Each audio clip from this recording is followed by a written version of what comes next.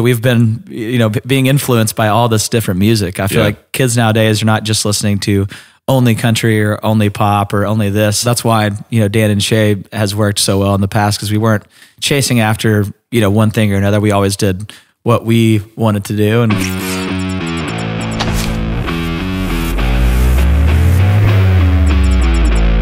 you're listening to Studio 22. Welcome to Studio 22. I'm Brock O'Hearn. I'm here with my co-host Will Meldman, and we are sitting with Shay Mooney from Dan and Shay. Wow, when you say it, it sounds so much cooler. I try, man. It's so deep. It's like Shay Mooney. We were just talking about that beforehand with Trace Atkins, how deep his voice is. Who was it? We had Jim Nance on the other day, and his voice is like so smooth, man. I wish I had that voice. I hear my voice every time I'm bummed. Yeah, I'm bummed out that it sounds like that. That's so funny you say that. Every time I listen to one of your songs, I feel the same way. Well, man. if I sang it, it's better. You know, but my talking voice isn't as good as my singing voice. But that's okay. I'm glad to be here, man. This is unreal. You have such a beautiful voice. It's well, thank you. Yeah, too kind. I was rocking it. I was rocking tons of tracks last night. It was so sick. I love it, dude. Yeah. Me and Will did a podcast, just us, and everyone was like, "Oh, what a nice compliment podcast you did." So we were just going back and forth, like, "Oh, your voice is beautiful. Oh man, oh you look great today." Yeah, it's a great complimentary piece. It's beautiful. That's awesome, dude. Puff piece for ourselves. For ourselves. This is not going anywhere. We're just going to listen to it. It's nice make ourselves feel better. We do our own press. It's great. Just pump ourselves up. Dude, Dan and Shay. Yes. You guys are awesome. Well, thank you. Here we go again, guys. We're back on it. You guys can't give me that many compliments. I'm going to be walking around with my head all big. But no, man, it's what a crazy journey. I mean, here we are in Nashville where it kind of all began. So, yeah. Speaking of where it began, where'd you guys meet? We met here, actually, which is it's kind of a crazy story. So back in 2012, we were both very broke. We had no money. It's kind of the story, I guess, that everybody starts here in Nashville. But we were just trying to do it on our own. I had recently lived in Atlanta right before I moved here and came over and was sleeping on a buddy's couch. And we got invited to this house party. And we're like, all right, well, we don't know where this is at, but we know they have a keg of beer. And so I had heard that they had a keg of beer. And so me and my buddy went over there and met Dan at a house party. And I think we wrote like the very next day. And it's just kind of, we haven't stopped. We're doing the same thing. Still got a keg of beer, still writing songs. That's it, man. Bonded over a keg. Yeah, wrote out that great energy. Oh, yeah. When did you get first started in music in general? So I kind of grew up in music. So I started, as a lot of us did here in Nashville, kind of in the church. So I started kind of singing, gospel music, and my whole family did a little bit of music. Everybody did something. Like my two sisters sing, and my mom and dad. My dad played guitar and steel guitar, and my mom played piano. And we would every Sunday morning they had this thing called the Booster Band, which is like all the kids would go up there and sing these songs. Like, I don't know if you grew up in church singing these songs, but there was some doozies. There's one called Father Abraham. If you haven't heard it, you should go check that one out. It's got motions. So that was kind of my first performance of going up and standing in front of the church singing Father Abraham. And yeah, man, it was cool. We just kind of we would travel around and sing in different churches and kind of did that whole deal. So I was kind of always in it, but I was not like, I wasn't the prodigy where people were like, oh, this kid's gonna make it. That was kind of later on when I, got about 14 or 15, people were like, he's pretty good, But I don't think back then it was like, these kids are cute, they're singing up there. So yeah, man, I kind of always knew though that I was gonna end up here. We came to Nashville for the first time when I was like 8 years old, and we would just kind of, every time I would drive into town, I'd see a tour bus passing and be like, that's probably Kenney Chesney, like thinking every bus was like the most famous person ever. Yeah. And I got really excited, but there's just something magical about Nashville and kind of the draw of it. And this is where so many, stars were kind of born. So it was really inspiring to me, and knew I had to get here somehow one day, even if it was sleeping on a buddy's couch. Dude, I mean, that's how I started in LA. I just knew I had to be there. Whatever it took, I made it happen. And honestly, I slept on like 5 different couches until finally I got my own, They're not bad, dude. They're not. Sleeping on couches is a pretty good vibe. The weirdest thing was when I finally like started making money and like got some stuff under my feet, man, and was working. I got a couch and I had an awesome bed, but I just wanted to sleep on the couch, man. For like the first year, I slept on the couch. I just kept it going, yeah. But the untold story, dude. I feel like that happens a lot. I did the same thing, yeah. Except for the first place I got instead, and I wasn't married then, and I lived right off of Demumbrian Street, which is kind of leads right into Broadway, and it's by a place called Tin Roof, which was kind of my old haunt, I guess. And I went into Best Buy. It was like I had never had any money, you know, so it was like the first time we got our paycheck, I went to Best Buy. And instead of going to like, you know, Ashley Home Furniture and getting a couch and stuff, I walked into Best Buy and there was this like 75-inch TV with a stand and like and 3 movie chairs. And so I was like, wrap it up, dude. I'm in. I bought the whole thing. And that was my living room setup for like 4 years. Dude, that's the best. It was pretty great. Like, literally what we just went out and bought, you know, like the recliners from Friends. Like that. That's great. Yeah. All the furniture is taking a lot of time because of COVID and because of, you know, the shipping and all that stuff. Yeah, just moved. Yeah. So like I'm waiting on everything, but. And we're sitting there and we're like, dude, I was like, have you seen the episode of Friends with Joey and Chandler? Let's do it. And we literally just went straight out and I shoved one of them in the back of my car and we just kind of took off, man. That's what we should have done. We should have got 3 recliners and that should have been our set, you know? 100%. Comfortable, you know, it just kind of puts us in the mood. Absolutely. I don't know whether that sounded weird. Put us all in the mood, if you know what I'm saying. No, like 3 bros, 3 chairs. Football. Exactly. Manly stuff. Manly stuff. Dude. 3 bros, 3 chairs, 1 mood. You know? That's it. That sounds like the start of a great movie. I like it. Well, let's make it. No, that's cool, man. Yeah. And back to what you're saying about you just knew. That's something that I find with a lot of people that have made it, man. It's like I did a TV show a couple years back with my first TV show ever with Tyler Perry, and we were sitting at the rap dinner, all the first team, everyone's sitting there, all the actors. And one of the actors asked him, I'll never forget this, says, what's it like? Did you know that, you know, this was all going to happen, that he was going to be this big? And he said 2 things. He said, first, you know, I'm just getting started. Yeah. And he owns the biggest studio in Atlanta, like in the US, single owned by a black man. And he's done incredible things and super successful. And the other thing he said that I'll never forget is you have to live knowing. Yeah. He's like, live knowing. And he's always done that, right? And that's something that I felt too. It's the same reason I knew sleeping on couches is going to be worth it, you know? It's like, you just have to know and you have to believe it. And it's to a testament to what Jim Nance was saying too. You know, he had his 4 roommates in college, and his dream was to be a broadcaster, right? For CBS, it was his dream. And then Fred Couples and the other 2 guys all wanted to play on the PGA Tour. Well, whatever happened in that room, man, everyone did exactly what they said, and they just fired each other up, man. So maybe they had a couple of recliners in there. Huh? I think they probably did have some recliners. They had to, right? It's important. But it's amazing to hear, you know, you say that, because that is I've always kind of believed that of, you know, when you want to go after something, having that reckless abandon of there's no other option. Yeah. Because you know, you have a lot of people that I've met coming through town, and you know, there's a lot of people who come in and out of Nashville, kind of chasing a dream that I don't think that they necessarily knew what it entailed. You know, and they come to town, and I think everybody has dreams, obviously, but when all of my friends who have been successful in music or acting or whatever it is, like you said, it's just that there's not a backup plan. You know, this is either going to work or I'm still going to do this and just be, you know, broke. Yeah. And I think it's what it takes. And obviously there's a little bit of luck involved, I think, in anything, but I think it's a little less luck than people probably, you know, we would never know that exactly of like, oh, would I have made it if, you know, this didn't happen? You don't really know those. If I didn't show up to that house party, would I have ever, you know, had any success in music? I don't know. If I never would have met Dan, you know, that's like would I have met him somewhere else? You know, it's just kind of, some of those things just feel like they're, you know, meant to happen. And I think that, you know, like you mentioned earlier, you have to be there, you have to show up.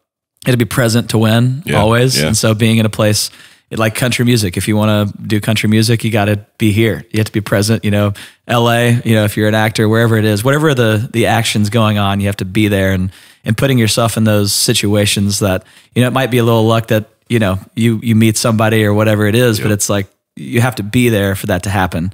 And so that's kind of step one when people were like, oh, what does it take to, you know, to make it in this business? And I'm like, I have no idea. I knew that if I was here and if I worked as hard as I possibly could and we're putting myself in those situations and, you know, eventually, you know, it worked out. But who knows what would have happened if I never would have walked into that house party. That's why I tell everyone, always go to the party. You always got to.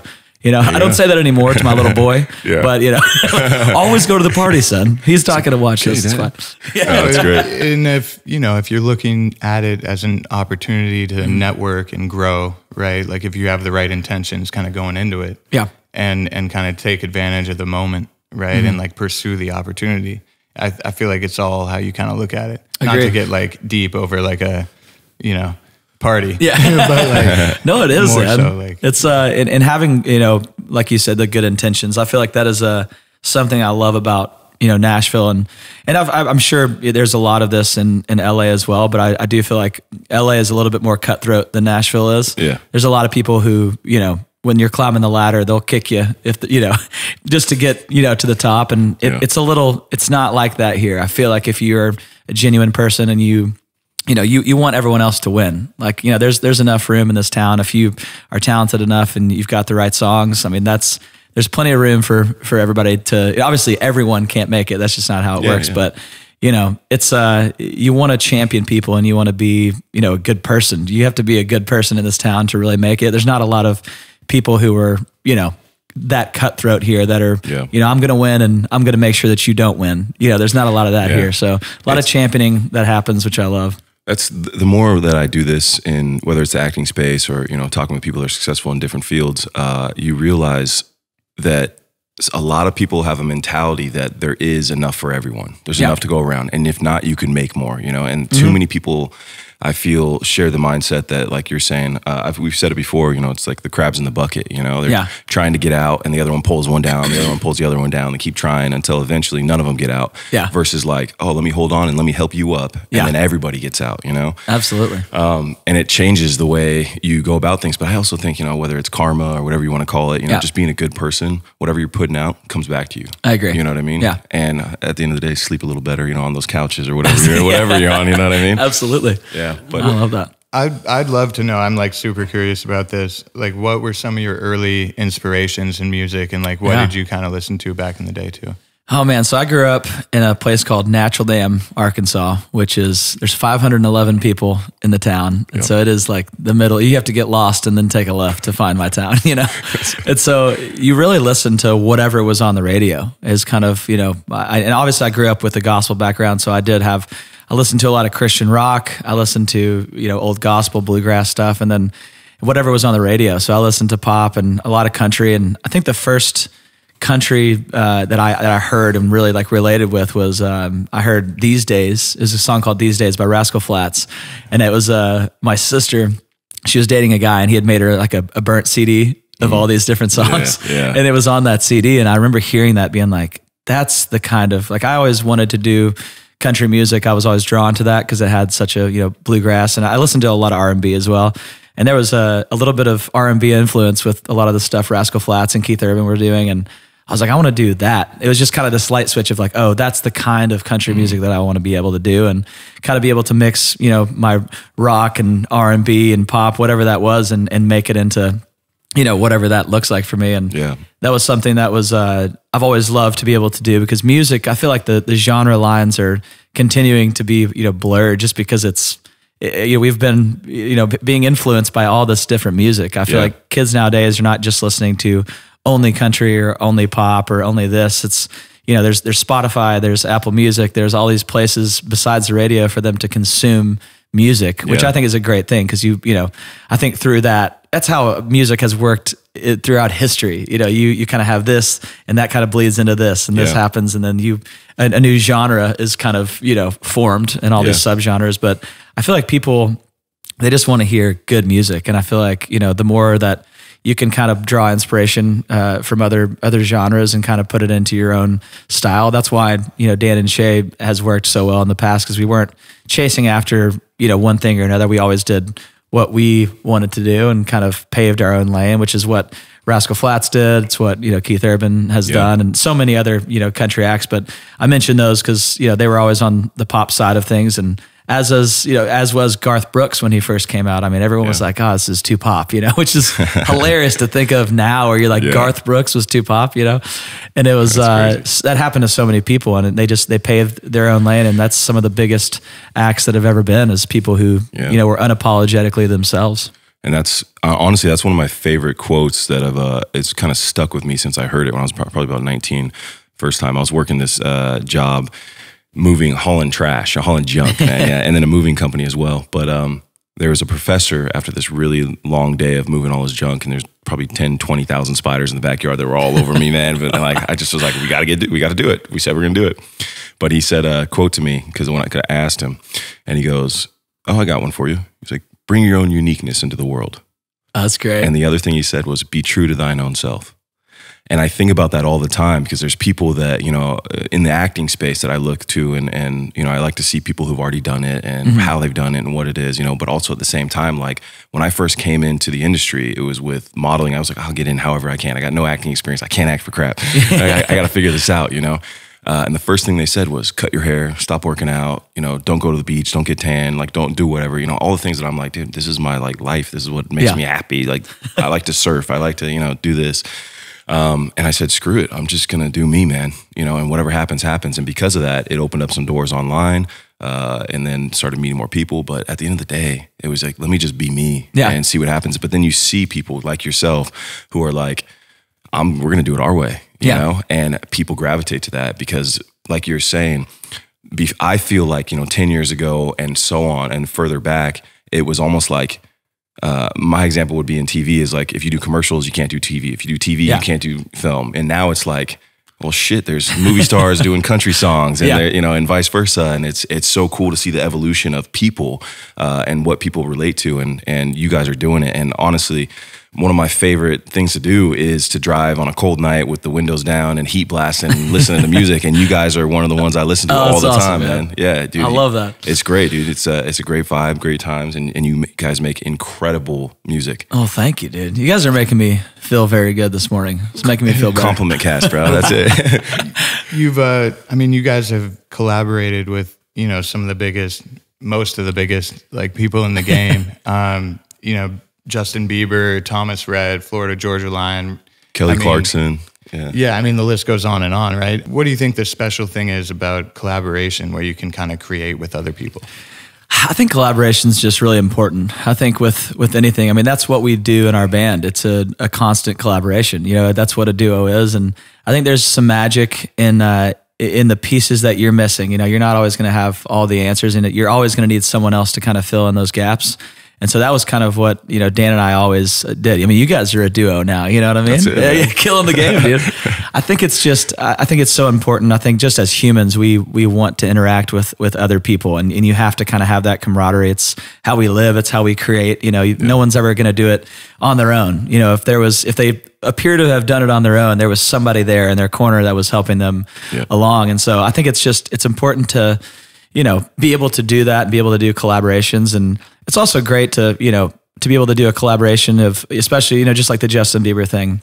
You know, we gained a lot of fans from just doing that song with him, of people who had never heard of us before in like China and all these places that like there was like millions of streams in China and all these like random places that we've never been before, and they've never heard our music. And I think that was kind of, you know, cool for us to be able to do something that we'd never done before. And I just think it's inspiring always to me to be able to, you know, someone like Kelly Clarkson and kind of gaining wisdom from them, you know, of just kind of asking them questions of like, you know, how'd you get started? And I think it's an important thing for us to collaborate. And I think it makes the world a better place, because I just think that music is so powerful. You know, I think it's very healing. And throughout COVID, I mean, that was like the only thing that you could do is golf and listen to music was like two of the only things you could probably do. But I don't know. I think it's just it's a cool thing, and you usually get, you know, something that is greater. You know, the sum of the parts is greater than, you know, just what you can bring to the table. So anytime we get to collab is important. But, you know, I was thinking, you know, just about, you know, how we got here and starting off from the very early ages. I remember, you know, there was so many people in town that were like, man, you guys, you need to do this or you need to do that, like you were talking about. But I think one thing that's important for us to remember, like in all of our lives, is, you know, we also, like when you're coming into trying to be a creative in any space, whether it's acting or music or whatever, there's always going to be someone who tries to put you in a box, because that's all they know. You know, especially these people who, you know, we call them suits or whatever you want to call them, you know, people that are, you know, the people running the business side of things. You know, you have all these labels that are like, oh, we need like the next Luke Combs, or the next Morgan Wallen, or the next this, Jason Aldean. And there's already those people. And there's a reason that they worked. It's because it's genuine and it's them. Yeah. So anytime you try to, they try to put you in a box. It's really because that's all they know. And so, being yourself, it's the only way to make it really anywhere, because they've seen all of that before. Yeah. There's already a Tom Cruise out there. There's probably not another Tom Cruise out there. Yeah, probably not, man. But I mean, if imagine trying to put Tom Cruise in a box, you know what I mean? It's no chance. He's got the ones that are great are the people who completely unapologetically, put their uniqueness into the world, and that's what drives things forward. And it's an amazing thing to watch these people, because you're like, man, I want to do what they're doing, but you can't. You can draw inspiration, but like you have to be 100% genuine, or no one's going to believe what you're saying either. Absolutely. Or what you're selling to them. Yeah. If you're not genuine, it's just, why would you buy that? Yeah, it's true. It's the way I see it too, is it's being competitive versus being creative. If they want you to be in that lane or that space or that box, you can only be, if you're competitive, as good as them or maybe a little bit better. Yeah. But if you're creative, you have no limits. Yeah. There's no bounds held on you. And it's just, what do you do with that? Yeah. It's like being in traffic. It's like if you're in traffic and you're behind a car, it's like the best you can do is keep up with them. Yeah. So you got to take that exit. Absolutely. You got to get out of there. You got to, pave your own lane, or it's just not going to pan out. I mean, that's, some things work that way where it's like, yeah, you can, like you said, you can get to that level, but if it's not uniquely you, it's just kind of like, fall in line. And man, in my opinion, I don't think it'll be as much fun to get there. Absolutely not. The journey's not going to be the same. No. Yeah, I agree. Yeah. So it's cool to see where that goes, man. As far as like creating music, like you're saying, it's very collaborative. Are there any things that you do, or any like habits you have, or like, is it just like you sit down, let's just, have a good time and see what comes out? Or the best songs that we've ever had have fallen out. And it starts with a conversation. It starts with a story, kind of how we do it here in Nashville. Like you have this time where it's like, all right, we're going to write at 10:30 today, and you show up, and it usually starts with, like I said, a conversation. Sometimes there's a beat or a groove, or somebody has an acoustic guitar, and you're kind of just, sitting around talking. And it's, there's never any formula to it, because, creating something out of nothing is like, it's a hard thing to do, to try to just pull that out of the air. But it's that's why collaborating is very, very important, to kind of get in that space and feel comfortable. And it's, it's weird for some people to feel that vulnerable of like, all right, here's this idea, or I just got my heart broke, or like hearing a story from your co-writers and things like that. It's hard to do, to kind of lay that all out there. But those are the best songs that kind of come out of like, all right, I want to write this today, or I want to write a song about my wife, or whatever it is. And being vulnerable in that space, being with people that you feel comfortable enough to say something stupid with is very important. Because I mean, you get in there, and I'm saying some pretty stupid things. You have to get in there and feel comfortable. With Dan and I, it's like we'll say anything, because you never know what you saying that stupid thing is going to trigger in their mind and turn into greatness. Because usually it's about this far away from from good to great, and it's all about those moments trying to pull the greatness out of of the muck that you've got in your mind of trying to get it all out there. I mean, I love hearing that too, because it's like that fear of saying the wrong thing is really like disconnective, right? Yeah. So you really need to be as open as possible when you're creating.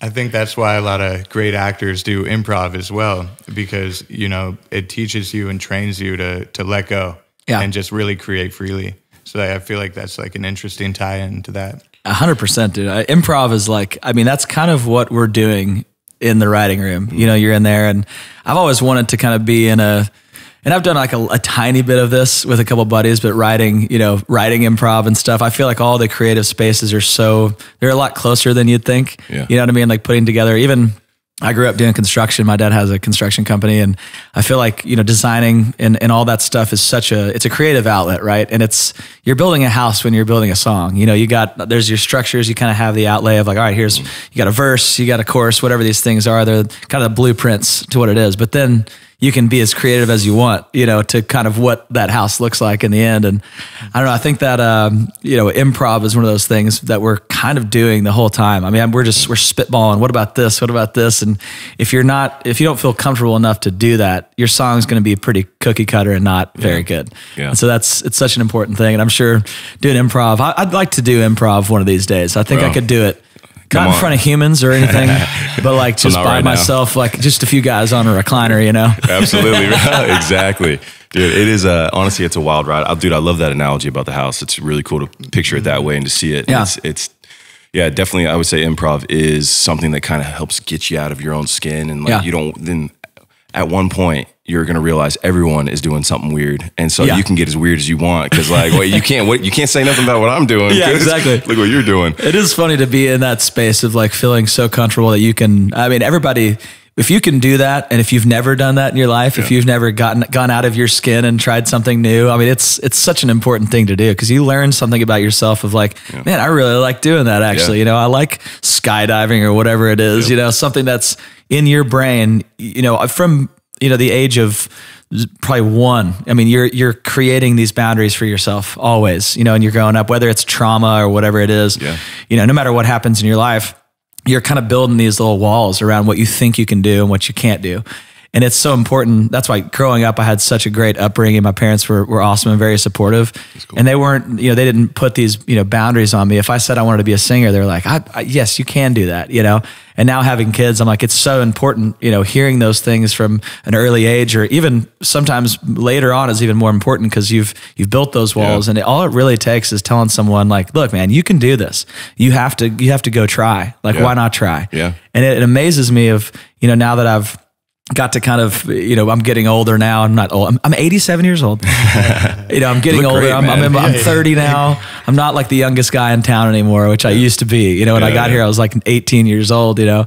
And so now I'm kind of able to pass on some of the wisdom that was given to me. And, you know, at the time, I didn't think about how important it was for me to hear some of these things that I heard of like, no, dude, I believe in you. And I think you have what it takes. And it's just a simple thing like that matters. And I feel like our words are very important of what we say to people. Absolutely. And especially, you know, being in a position now, like in a public space, when I say something to someone, I have to know the weight of those words, or in the weight of not saying something. You know, it's like important to tell someone, even if in our band or whoever it is, to be like, dude, you're doing a great job. And to me, that was like not a big deal, but it means a lot, you know, whenever you hear that. And the same with like, you know, if your parents or whatever, you know, if you have kids, like you need to tell the people that you love them, because, you know, we're not going to be around forever. And those are the moments that you hold on to. It's just like these little words of wisdom or encouragement, you know, I mean, this has been a compliment cast, but that's that's what it's all about. That is a very important thing to bring into the world, because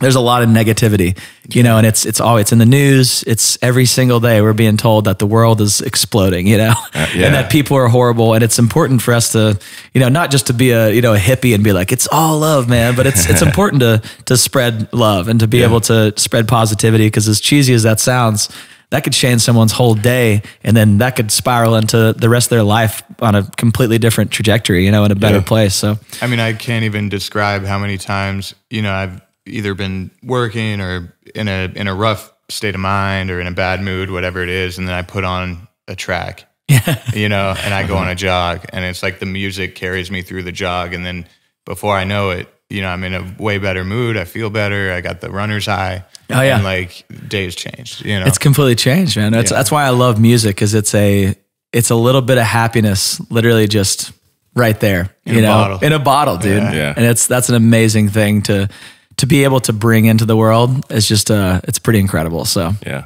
man, your song 10,000 Hours, I don't know if that has anything to do with Malcolm Gladwell's 10,000 hour yes rule. Yeah it did. Cool. That's like where the idea kind of came from, where it was like, man, what a cool way to, you know, try to, you know, put a song into. I had never heard that before. Obviously, we heard that saying, but we thought that'd be kind of a cool way to. No, it's awesome, and I'm a big fan of that book as well too. But and when you're mentioning, you know, the words of affirmations, basically, I could be wrong, but I believe it was in that book where they were talking about a parent and their relation with their child. And it's like, if there's a child who is a singer, for example, and the mother is having a bad day or is cranky or, you know, something's going, or stressed about, you know, bills and everything else, and the child's singing, and the mother comes in and says, "Stop, you're terrible," you know, like whatever, because they're too focused on whatever else is going on.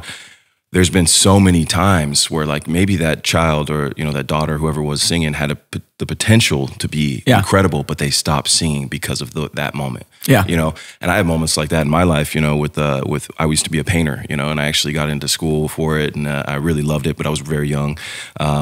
And I had this moment where I love my older sister, but she ripped up this thing I was working on for 3 months. And then after that, I never painted again, man. Oh, man. But obviously I've channeled into different forms of art, Sure. whether it's my physical self or whether it's acting or, whatever it may be. But it's those moments where you're like, damn, it really matters. And then I always like to dive into psychology of people and stuff. And like, so I can learn myself better more than anything, truly. But also with acting, you study people all the time, and there's love languages, right? Yeah. And one of them is words of affirmation. And that's how people receive love, you know, and some people give it that way. So the importance of words cannot be underrated or understated, and music brings you to that feeling, man, brings you to that spot. And it's like, sometimes that's all it is to just make your day, is just, or change the mood of an entire day is the right song. You know what I mean? That could change someone's whole life. I mean, I think about in school, you got these kids who are getting bullied, and sometimes getting bullied is a great thing because it puts you in a completely different space. But at the same time, I think about, there's always a reason behind the negativity that people bring into the world. And most of the time it's because they were shown that same negativity. Yeah. And either whether they were, whether it was their parents or an older sibling or whoever it was that told them that they weren't good enough, then the only way that they try to get that out is to be like, well, you're not good enough. So they try to bring them down, on their level. And I feel like that's something that happens generationally, and that's a scary thing about being a parent. It's so important that you bring that positivity to your children's lives, and it's just a crazy thing because I know how much that impacts that generation, and that'll impact how they treat their kids and what that goes on in a cycle. And so the negativity goes in a cycle, but so does the positivity that you bring up. So absolutely, it's important. Yeah, I've been bullied, and I used to be very, very skinny and tall, lanky looking, like it was very awkward, man. And I was shy on top of it, so I couldn't even talk to people. So it made didn't make high school very fun, But being bullied and going through those times, I really realized, it made me stronger, and it made me want to understand, because I feel like you can really go one of two ways. You can, go inward and kind of hold it and not do anything about it, or you can take it outward and figure it out, and like they say, hard times make hard men, right?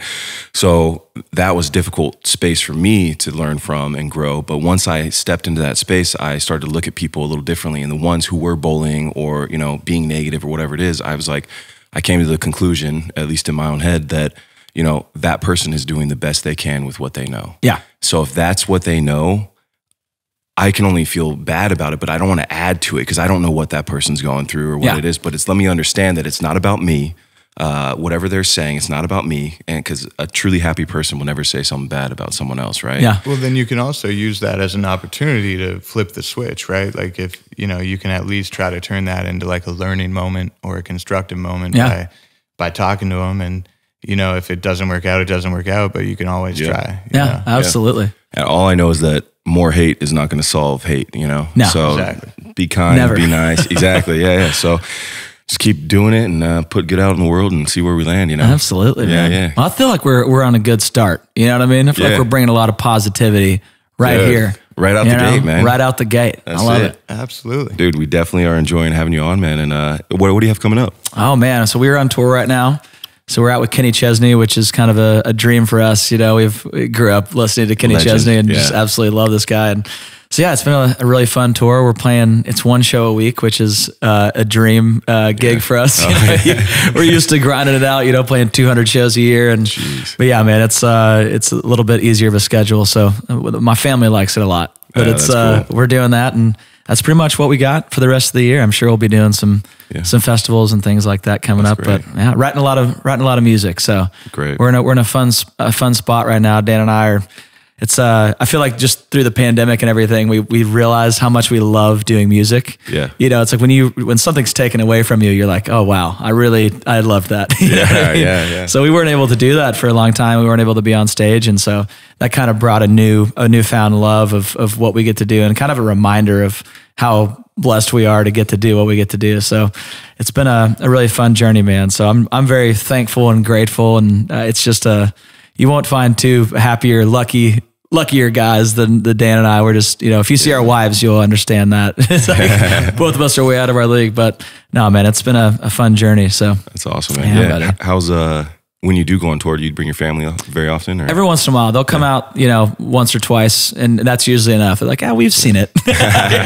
We kind of get what's going on here. We'll let you go do your thing, But great. every once in a while, we'll bring out the kids, and everybody has a good time with that. So it's been fun. I like bringing Asher's my oldest. I have two. One's 5 and one's 2. Asher's the oldest, and Ames, 2 boys. And they definitely love, he definitely doesn't know exactly what I do, really. He knows I get up on stage for some reason and sing, That's been kind of fun to watch him kind of enjoy that and go out to some of the shows and be like, Dad's a little cooler than I thought. I don't think he's ever thought that. That's what I wish. I wish he says that. I don't think he's ever thought that I'm cool, but I'm sure you get some cool points. I'm sure there's some cool points in there. Definitely. Yeah. That's awesome, man. Yeah. I'm actually kind of curious, man, from when you got your first hit, you guys, how has creating changed since then for you?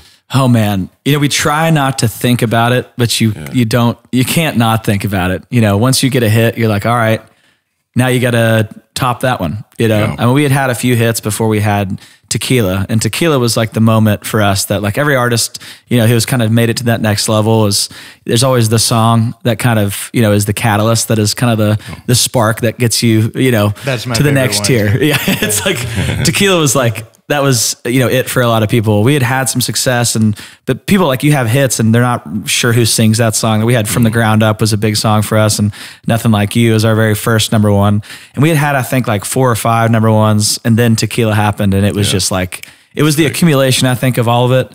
But I mean, that was what got us to arenas, was just, that right there. And we were, the grassroots thing is very important to us. Like we started out from our first single, 19 You and Me, just touring around, playing 50 cap venues and just trying to grow that. Yeah. And I think that's important for people to do. And instead of just kind of, getting the hits and not growing that fan base. Yeah. I mean, people want to see you. They want to, feel like they have a connection to you. So we started growing that grassroots fan base. And by the time we got to Tequila, we had already had this great fan base, but then it was just kind of exploded. And then Speechless was right after that. And it was the kind of 1-2 punch to, solidify us kind of in this space. So, but like it was fun. That luck you're talking about is what a little bit of luck right there. Yeah, a little bit of luck. Hard work, man. Yeah, the harder you work, the luckier you get, right? No, they say luck is hard work meets preparation. Yeah, I agree. Wooden, I think. That's a good quote. You guys are full of good quotes. Dude. I got to get my dad game. Like there's always like, you know what I mean? There's that guy who always has the quotes. He's like, 2 in the hand. I don't even know. Yeah. Love and do what you will. I love that. St. Augustine, that's awesome. AD. I mean, this guy's a will of information. Absolutely, bro. Dude, I sit there all the time. I'll be sitting here and we'll have a very normal conversation. Then he drops some Marcus Aurelius, 19. I'm like, what in the hell? He's like, do you know much about the Romans by chance? Like, no, I don't know anything about the Romans at all. It's incredible. Dude. I love when he drops it. I'm like, damn, you remind me how stupid I am. That's the one thing that I think that I've learned in my life is I'm just not that smart. You know what I mean? Man, dude, I'm with you, bro. I've spent too much time writing songs, and I'm just not very smart. Apparently, I've spent too much time looking in the mirror practicing lines, dude. Whatever it is. No. That's why we have wonderful guys like you, man. That way you can help us and teach us some things. Make us look good. Yes, exactly. Compliment cast in full effect. Yes. I love it. Appreciate it, guys. I appreciate it. Do you have a favorite quote, Will? I love and do it. I mean, that's a solid quote. I think my favorite quote, I do have one very good quote, and it was actually Dan who told me this quote, and it was, I want to say it was, see, I don't even know who said it, so I'm not even going to try to make it up. It was George Foreman.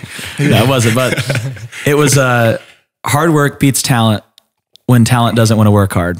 That's it. Oh yeah. And it was just like, man, that is such a, you can have all the talent in the world, but if you're not willing to put in the blood, sweat, and tears, there's, it's like having an amazing, engine in a car, but it doesn't, if you're not willing to do the work, and it's just not gonna work, Yeah. And talent, it's great to have talent, but I mean, eventually there's a threshold. Like say 2 people start at the same spot, the talent is 100 yards ahead. Yeah. And they're doing a mile-long journey. If the talent doesn't work hard, the hard worker from the beginning will eventually outpass the talent. And then there's nothing you can do about that. Because so many of the people we have on this podcast that are so successful, man, have such incredible careers, they attest to the hard work. They're like, at the very least, I'm going to outwork everyone. Yes. I'm going to outwork you, and I'm going to get to where I want to go, And that's always been a mentality of mine too, you know, sleeping on couches and trying to figure it out. It's like, well, you know what? At the very least, let me work on this thing, let me work on that thing, and let me work on my craft, and eventually it's going to come forward, you know, and it's paying dividends now, and it's exciting and it's fun. You know, we're on the journey, you know, seeing where it's going, and so we love seeing people in your space too, man, that what you are doing specifically. It's like, sky's the limit, man, and you're already killing it on the highest level. I can't even wait to see where else you guys are going. It really does. Like, you guys are too kind. I think it's, you know, we've kind of been on this new mentality just with our band, and Dan and I kind of talk through this with each other. And, you know, there's so many of those moments that you miss, you know, on your way to where you think you're going. You know, I think in our heads, we're like, if I could just do this, or if we could get a Grammy, or like whatever this is. And I remember having this moment that was a very human experience for me. And it was during COVID. I think we had won our third Grammy, and we had gotten it in, and it was like on the mantle. And it was like, you know, I remember seeing Asher like run by me. I was sitting on the couch, of course, our favorite place. And I was sitting on the couch, and Asher ran by me and was like, "Daddy, don't you get my tickles?" You know, and it was like this, I just remember looking up and seeing the Grammy, and just having this like moment of like, thank God that was not what I was chasing. Because if that was what I was chasing, I would be devastated. Yeah. You know, and you have those moments, especially over COVID, it brought kind of just this reality check to everyone of like, what is your life about? Like, what are you chasing after? Yeah. Because if you're chasing after $1 million, you can always make two. And that goes on and on and on, no matter how many billions of dollars that you have. If that's what you're chasing after, you're never going to be happy. It has to be the journey. It has to be, you know, your family and your friends and the people in your life, because you can have $70 million. And if you don't have someone there to share it with, or you don't have anybody there that has got your back, you have nothing. Yeah. And as cheesy as it is to say, but like, if you don't have love, there is no substance whatsoever. Yeah. And so, you know, for me, it's like, you know, I rely a lot on my faith and God. And I feel like that had brought me out of a lot of dark times, you know, because it's an important thing to have something to hold on to, and to have something to believe in, you know, whatever that is. And so for me, you know, having my family there and realizing, you know what, this is enough, you know, and everything else is bonus. And I said that to myself at the very beginning of all this. I said, I'll never be happier than I am right now. And everything else is bonus. Because I had great friends around me. I had amazing people in my life, and I was doing something that I loved. Yeah. And so I was just like, I'll never be happier than I am right now. And anything else is bonus. And that kind of felt limiting to me at the time of like, well, what if I can be a little happier, you know? And it was just like, it's the thought behind it, you know, of being like, you know, I'm not going to put my weight into money or into fame or success, because all of that is just, it's so fleeting. And one of these days, people aren't going to be listening to Dan and Shay anymore. We're not going to be the hot ticket item. That's all. It happens to every act ever. We're going to go away eventually. And being okay with that is so important, because if you don't know like what brings you happiness, you've lost already. Yeah. And so knowing that I have, you know, such amazing people in my life, and knowing what I'm looking for and where I'm headed, it's just like it's a relief of like, I don't have to win any more Grammys. I don't have to win any awards at all for people to like me, because I have amazing people in my life who love me because I'm Shay Mooney, and I bring happiness to them and kindness. And I you know, I'm doing the golden rule, you know, and I have my family, and I'm treating people well.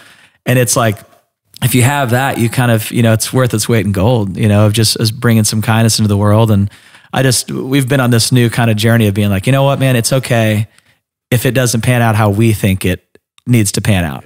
It's okay, because we have amazing people that are around us. And that's why I love, you know, people out here, man, at Troubadour, there's so many great people around here. And it's like, man, if you can find some great people, you're never going to lose, no matter what. Absolutely. You're going to have someone that you can go sleep on their couch whenever things don't go so well. You know what I mean? And it's how you treat people on your way up that really, you know, impacts, because people are going to be like, that guy's he's a piece of crap, you know, or, you know, and I think no matter what it is, and then I'll shut up, but I feel like no matter what it is, whether it's money, whether it's fame, whatever it is a magnifying glass. Mm-hmm. So whatever you go into, you know, you see these people of like, oh, he got money and turned into a huge piece of crap. You know, you're like, that usually doesn't happen. You either started out that way, you know, or I'm sure every once in a while it corrupts every once in a while. But I think for the most part, I either know people who have become successful and they were pieces of crap before, and they're huge pieces of crap now, or it's, you know, you're a good person and you've continued to be, you know, people usually change before you do. And I think that's kind of the misconception of like, oh yeah, he's changed. It's usually like the people back home who have like, they're like, oh yeah, he's changed. He didn't talk to us no more. It's like, well, cause you were the worst always. It's like, I don't, we were never friends. I don't know what you're talking about, dude. Yeah. But no, man, I think it is important to know what we're all kind of chasing after and knowing that it's okay to have goals and it's okay to chase after things, but you have to be, and I love, this isn't a quote, but this is a thing that I live by, of being content, but not complacent. Being content where you're at, but I also want to be the biggest band in the world. Absolutely. You know, you want to be the best. And I think it takes that to, you know, remain in that space, but knowing that if you don't become the best, it's okay too. You know, it's that's okay. Awesome. Yeah. I mean, that's honestly a great mentality, man. And that's, I think, the way, if more people adopted exactly what you're saying, I think we'd have a much healthier, happier space, just because like, I mean, I had friends growing up who I thought were friends, you know, and then you realize it's kind of like an evolution. And I heard this quote one time, I love quotes, and it's like, and it was hard for me because I was going through so many different friend groups, and because I kept trying to chase my dreams, achieve my goals, and kept pushing, you know, and felt like I was being a good person the whole time along the way, but I kept losing these friends. I'm like, what is wrong with me? Why do I keep doing this? And the quote was, if you're not losing friends, you're not growing. Yeah. And that's when I was like, okay, well, it was like climbing a mountain. And then once I got to that peak, I realized, oh, there's more people in this space that are at this peak with me. And now I get to enjoy. Yeah. And now it's just about, and to what you're saying too, you know, don't place your value in material things. It's be present in the moment, enjoy the journey. And like you're saying, the people around you and your life experience is incredible. I've met so many people in my life, and I'm extremely grateful for the friends I have, the people in my space, and things I've learned along the way. But I've seen billionaires be miserable. Yeah. You know, I've seen broke people, myself being one of them at one point, be completely happy, man, and grateful for every single thing in my life, the good and the bad. And it changes the way, like that gratitude truly changes the way you show up in the world and how you affect other people's lives. And it's like, well, if I kept this negative mindset and didn't believe in myself, or, you know, why would anyone else believe in me? What's the point? What am I doing this for? And what am I going to share with the world? Like, if I have any gifts whatsoever, what am I going to give back? Yeah. Because I think that's really what it's all about as well. You know, it's we show up in the world, and how can we help others? How can we give back? How can we show it? And like you're saying, if somebody starts and they're a piece of crap and then they get more, it only enhances them to be bigger. Because they think that that's what brings value. They think that that's what their worth is. Yeah. And I guess that's a very important thing too, is what do you find your worth in? Because there's a lot of people who are like, oh, I've got a lot of money and that's what I bring to the table, which is just not true. Yeah. That's never going to be your worth, is having a lot of money. And the people who do hold your weight in that are not the people that you want around you. Yeah. You know, if that's how they see you, then you need to find some new friends. You Absolutely. Because that's a very important thing of knowing the people. I guess I can't remember what the quote was, but it was like, whoever the five, like you are the sum of the 5 friends around you. Yeah. And so it's like, that's pretty heavy. You know, it's like, you better be keeping some people around you, because I've hung out with some people back, you know, in the day that I did not want to become, you know what I mean? And you could see that kind of happening of like, you start becoming like them, you start thinking like them, you start doing that. So it's like, when you're trying to be successful and you don't have people around you that are saying, you can do this. I know you can do it. I believe in you. If you don't have that and you're having people that are like doubting on themselves, like you're going to start to doubt yourself too. Yeah. So it's very, very important who you keep around you. Yeah, exactly.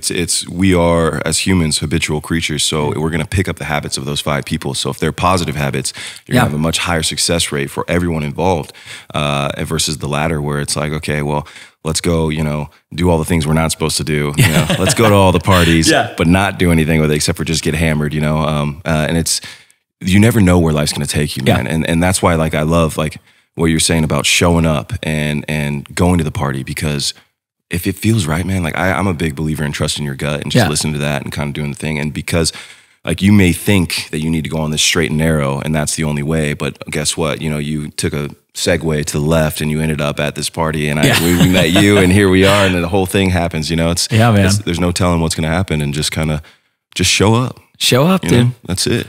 Yeah. And this has been, that was the marquee right there. That's just right show up, ladies and gentlemen. Awesome, man. Dude, thank you so much for coming on. Thanks for your time, bro. Absolutely, man. Thank you guys for having me. I appreciate all the positivity that you guys are bringing into the world, man. I'm excited for the podcast. Here, you are a beautiful man. Dude, that's what we do. You looked into my eyes when you said that. I did. Deep into your soul. I don't know what this feeling is right now, but I'm liking it. I don't know what. Should we get some recliners? Yeah, I think we should. You gonna go do karate in the garage? Do we just become best friends? Karate in the garage. How funny would it be if the next podcast we do is just in 3 recliners? Dude? I think we need to do that. I think there needs to be a follow-up. Yeah. All right. Hey, if you're ever in LA, let's go, dude. Awesome, man. Thank you, man. Shay. Hey, absolutely, man. Appreciate Thank it, you guys, buddy. buddy. Thanks, brother. Yeah, likewise, bro.